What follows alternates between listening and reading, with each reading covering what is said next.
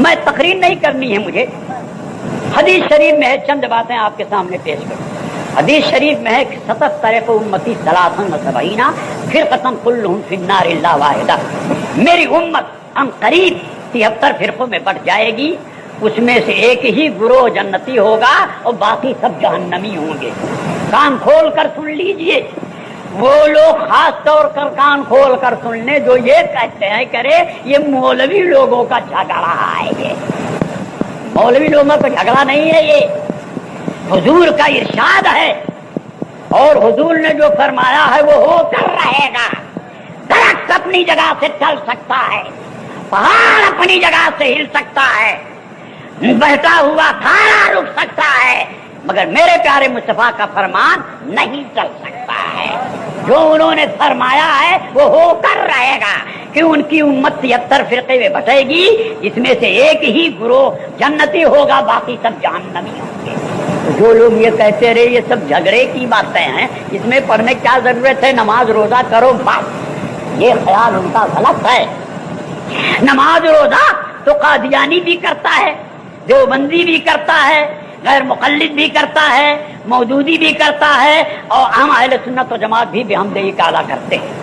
تو صرف نماز روزہ کی سے جو ہے حق پر ہونے کا ثبوت نہیں، نماز روزہ جو ہے کسی کا یہ اس کے حق پر ہونے کا ثبوت نہیں۔ قادیانی نماز روزہ کرتے ہیں، کلمہ پڑھتے ہیں، مگر اس کے باوجود دیوبندیوں نے ان کو مرتد قرار دیا ہے کہ ان کے پیچھے نماز پڑھنا جائز نہیں۔ فتاوی دارالعلوم دیوبند اٹھا کر دیکھ لیجئے، آپ کے پاس نہ ہو تو ہمارے دارالعلوم جدیہ میں آ کر دیکھ لیجئے آپ، کہ وہ کلمہ پڑھنے والے ہیں، وہ نماز پڑھنے والے ہیں قادیانی، زکات دینے والے ہیں قادیانی، روزہ رکھنے والے ہیں قادیانی، مگر ضروریات دین میں سے ایک بات کا انکار کر دیا تو دیوبند والوں نے ان کو کافر و مرتد قرار دیا۔ اور مرتضی حسن دربھنگی نے کتاب لکھی اسد العذاب علی مسیلمۃ الپنجاب، اسد العذاب علی مسیلمۃ الپنجاب، یعنی پنجاب کے مسیلمہ پر سخت عذاب۔ تو پنجاب کا مسیلمہ کون؟ وہی غلام احمد قادیانی۔ تو اس کتاب پر دیوبند کے تمام مولوی جو اس زمانے میں زندہ تھے سب کے دستخط، سہارنپور کے تمام مولویوں کے دستخط ہے، وہ کتاب دیکھی جا سکتی ہے، میرے پاس موجود۔ اور بھوپال کے تمام وہابی دیوبندی مولویوں نے، بنارس کے تمام وہابی دیوبندیوں نے اس بات پر دستخط کیا ہے کہ غلام احمد قادیانی کافر و مرتد، کافر و مرتد۔ اب رہا یہ سوال کہ ہم غلام احمد قادیانی کو کیا کہتے ہیں، تو ہم کو تو لوگ کہتے ہیں کہ صاحب یہ سنی لوگ، بریلوی لوگ جو ہیں لوگوں کو کافر بناتے ہیں، لیکن یہ خیال غلط ہے، ہم کسی کو کافر بناتے نہیں، کسی مسلمان کو ہم کافر بناتے نہیں ہیں، بلکہ جو کافر ہوتا ہے اس کا کافر ہونا صرف بتاتے ہیں، بناتے نہیں، بتانے کا صرف کام کرتے ہیں۔ جس طرح سے ضروریات دین میں سے ایک بات کا انکار کیا غلام احمد قادیانی تو کافر ہو گیا، ایسے ہی دیوبند کے مولویوں نے بھی اپنے کفریات قطعیہ کی بنا پر کفر میں مبتلا ہوئے اور مرتد ہو گئے۔ تفصیل کے لیے حسام فتاوی حسام الحرمین دیتا ہے آپ کہ مکہ معظمہ مدینہ طیبہ کے علماء کرام مفتیان اعظام نے ان کے کافر ہونے کا فتویٰ دیا۔ اور الصوارم الہندیہ جو شیر بشیر سنت علیہ الرحمت والرضوان کی مرتب کردہ اور لوگوں سے دستخط حاصل کردہ کتاب الصوارم الہندیہ ہے، اس کو دیکھیں کہ ہندوستان کے بڑے بڑے مفتیوں نے ان کے کافر و مرتد ہونے کا فتویٰ دیا ہے۔ تو نماز روزے پڑھنا چاہیے آپ، نماز روزہ والوں کو خود انہوں نے کافر کہا ہے، مرتد قرار دیا ہے۔ بے شمار رسالے اعلیٰ حضرت کے ہیں جو ان کے رد میں ہیں، لیکن ان کے لیے وہ لوہا کے چنا سے بھی زیادہ سخت ہے۔ ان کی جماعت کا کوئی مائی کلال ایسا پیدا نہیں ہوا جو ان کتابوں کا رد کرتا، کوئی پیدا ہی نہیں ہوا، اور ہم کہتے ہیں کہ قیامت تک کوئی معقول اس کا رد لکھ ہی نہیں سکتا ہے، قیامت تک نہیں لکھ سکتا ہے۔ ان کا عقیدہ کہ اللہ جھوٹ بول سکتا ہے، اس پر اعلیٰ حضرت نے سبحان السبوح لکھ دیا، تو کوئی ان کی جماعت کا ایسا فرد پیدا نہیں ہوا کہ جو اس کا وہ جواب لکھ دیتا۔ جلدی کی مثال میں آپ کے سامنے دیتا ہوں جس سے آپ یہ اندازہ لگائیں گے کہ یقیناً یہ غلط مذہب ہے۔ حضرت استاد العلماء حافظ ملت شاہ عبدالعزیز صاحب قبلہ رحمۃ اللہ تعالی علیہ نے ایک کتاب لکھی، اس کا نام ہے المصباح الجدید، چھوٹی سی کتاب جس میں دیوبندیوں کے عقیدے لکھے۔ اس کے جواب میں بظاہر تو غالباً رہبر نام کا ایک آدمی تھا، اس کے نام سے وہ کتاب چھپی، لیکن منظور نعمانی نے در پردہ وہ کتاب لکھی اس کے جواب میں۔ اس کا نام رکھا مقام الحدیث، ادھر تھا تو المصباح الجدید نیا چراغ، المصباح الجدید نیا چراغ، نئے چراغ کے جواب میں ادھر سے مقام الحدیث یعنی لوہے کا ہتھوڑا پیش کیا۔ مقام الحدیث مانے لوہے کا ہتھوڑا۔ اب اس کے جواب میں جو پھر حافظ ملت قبلہ نے لکھا اپنے شاگرد مولانا مفتی محبوب صاحب کے نام سے، اس کا نام رکھا العذاب الشدید۔ تو آج تک کوئی مائی کا لال اس جماعت میں پیدا نہیں ہوا جو العذاب الشدید کا جواب دیتا۔ یہ قرض ان پر، ان کے آباء و اجداد پر پڑا ہوا ہے، قرض باقی ہے جس کو وہ ادا نہیں کر سکتے آج تک۔ اگر ان کا مذہب حق ہے تو ان سے کہیے کہ تم العذاب الشدید کا جواب دو۔ کیا وجہ ہے کہ المصباح الجدید انہوں نے لکھی، تم نے مقام الحدید لکھی، پھر اس کے جواب میں العذاب الشدید، تو اس کا جواب تم کیوں نہیں دے سکے؟ چاروں شانہ کیوں چت ہو گئے؟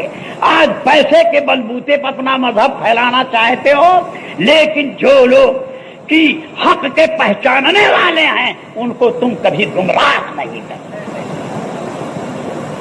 میں کہتا ہوں العذاب الشدید کا جواب ان پر اور ان کے پرکھوں پر قرضہ باقی ہے۔ ہمت ہو تو اس کا جواب یہ دے دیں، اور یہ جواب نہیں دے سکے، یہی اس بات کا کھلا ہوا ثبوت ہے کہ یہ غلط ہے۔ دوسری بات سنیں آپ، اس کے بعد کی بات کہ حضرت علامہ ارشد القادری صاحب قبلہ نے زلزلہ لکھا، اور وہ تمام باتیں اس کتاب میں انہوں نے پیش کر دی کہ جن کو یہ لوگ بزرگان دین کے ساتھ کرنے کو، یا بزرگان دین کے ساتھ جو سنی پیش آتے ہیں، اس بنیاد پر ان کو مشرک و کافر قرار دیا کہ یہ مسلمان ہی نہیں رہیں گے، شرک و کفر میں مبتلا ہو گئے۔ حالانکہ وہی ساری باتیں ان کی کتابوں میں بھی موجود ہیں، اور وہی ساری باتیں ان کے بھی عقیدے ہیں، لیکن سنیوں کے ساتھ اس طرح وہ پیش آتے۔ بہرحال علامہ ارشد القادری صاحب نے زلزلہ کتاب لکھی، اور اس کے جواب میں یہاں سے لے کر برطانیہ تک 4 کتابیں لکھی گئیں۔ ظاہر میں تو چھوٹے چھوٹے مولوی سامنے آئے، اس میں سے تو ایک اتنا چھوٹا مولوی تھا کہ جس کے نام کے ساتھ لفظ حضرت لکھا گیا کہ حضرت مولانا فلاں صاحب۔ تو عامر عثمانی جو تجلی ماہنامہ دیوبند سے نکالتا تھا، اس نے لکھا کہ فلاں مولانا کے ساتھ لفظ حضرت لگانا ایسا ہی ہے جیسے کسی باونے کے پاؤں میں بانس باندھ کے اونچا کر دیا جائے، کہ باونے کے پاؤں میں بانس باندھ کے اونچا کر دیجئے، ایسے ہی اس مولانا کے ساتھ لفظ حضرت لگانا۔ غرضے کی بڑے بڑے لوگ اندر تھے موجود، مگر ظاہر میں چھوٹے چھوٹے لوگ آئے، لیکن اس کے بعد یعنی یہاں سے لے کے برطانیہ تک 4 کتابیں لکھی گئی زلزلہ کے خلاف۔ مگر اس کے بعد علامہ ارشد القادری صاحب قبلہ دامت برکاتہم القدسیہ نے جو ان 4 کتابوں کا رد لکھا تو بالکل ان کو زیر و زبر کر دیا ان کو، یعنی اس کتاب کا نام رکھا زیر و زبر۔ اور آج تک اس قوم میں کوئی مائی کلال نہیں پیدا ہوا جو زیر و زبر کا جواب لکھتا۔ تو اعلیٰ حضرت کے تو تمام قرضے ان کے اوپر لدے ہوئے، شیر بے شیر سنت کے تمام قرضے ان کے اوپر لدے ہوئے، ان کا کوئی جواب نہیں دے سکے۔ یہ جلدی کی بات ہے کہ حافظ صاحب قبلہ کا قرض ان کے اوپر باقی ہے، اور علامہ ارشد القادری کا بھی قرض باقی ہے۔ اور اگر ان کے اندر طاقت و قوت ہے، اگر یہ حق پر ہیں، اپنے آپ کا دعویٰ کرتے ہیں کہ ہم حق پر ہیں، تو ان کتابوں کا وہ جواب لکھیں، لیکن ہم کہہ دیتے ہیں کہ وہ جواب اس کا نہیں لکھ پائیں گے۔ یہ آج کی بات نہیں ہے، کئی سال پہلے کی بات ہے۔ یہ لوگ اپنے کانوں میں تیل ڈال کر بیٹھے ہوئے ہیں اور دھاندلی و بے حیائی پر آمادہ ہیں، اور سعودی عربیہ کے ریال کے بلبوتے پر سنیوں کا یہ ایمان خریدنا چاہتے ہیں۔ حقیقت میں یہ باطل پرست ہیں اور غلط ہیں، لہذا ہے مسلمانوں، آپ اس کے پھندے میں ان کے آنے کی کوشش نہ کیجیے۔ اگر وہ آپ کو روزگار کے لیے پیسہ دیتے ہوں تو جان لیجیے آپ کہ روزگار کے لیے پیسہ ہم کو اس لیے دیا جا رہا ہے کہ ہمارے ایمان کو یہ خریدنا چاہتا ہے، ہمیں بے ادب اور گستاخ رسول بنانا چاہتا ہے، اس لیے یہ ہم کو پیسہ دے رہا ہے۔ ارے دیہاتوں میں تو بقرعید کے موقع پر بکرے بھی تقسیم کیے جاتے ہیں۔ جو گاؤں کا بااثر آدمی ہوگا اور اچھا آدمی ہوگا، کچھ خوشحال ہوگا، جس کا آبادی کے اندر اثر ہوگا، اس کو بکرے بھی یہ لوگ پیش کرتے ہیں۔ کیوں؟ بکرا دے کے اس کو پہلے صلح کلی بنائیں گے، اور صلح کلی کے بعد پھر اس کو دیوبندی بنائیں گے۔ تو آپ ان کے پھندے میں کبھی نہ آئیے۔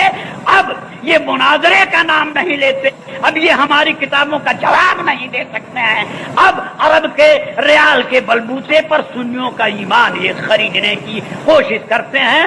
آپ ان سے ہوشیار رہیں، اللہ تعالیٰ آپ کو ان کے فریب سے محفوظ رکھے، آمین ثم آمین۔ السلام علیکم۔